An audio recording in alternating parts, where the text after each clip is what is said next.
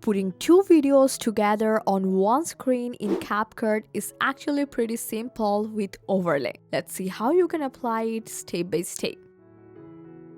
So first you have to open up your CapCut and go for a new project.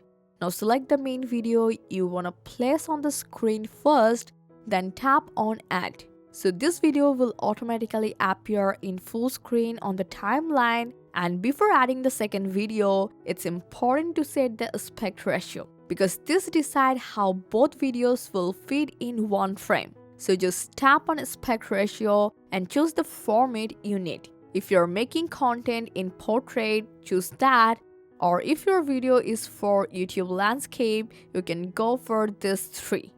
So once the ratio is set, resize and position your first video so it leaves space for the second video, or you can do it later.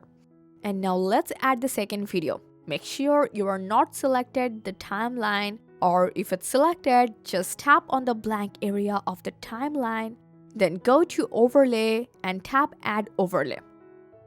Now choose the second video you want to place on the screen and tap add. So your second video will now appear on top of the first one, and if the size or orientation doesn't match, select the overlay clip and tap crop. Now adjust the crop until the video looks clean and properly framed, then tap the check mark. After cropping, resize and move the overlay video to the position you like.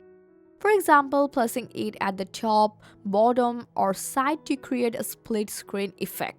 Now select the first video again and adjust its size and position so both clips looks balanced on the screen. Take a moment to preview the video and make sure everything looks perfect and aligned. So once you are happy with the result, tap export.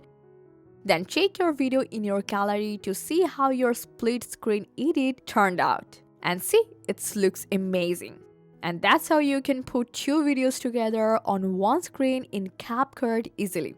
I hope this guide helped you a lot. Make a like and subscribe for more CapCut tips and tricks. Thanks for watching.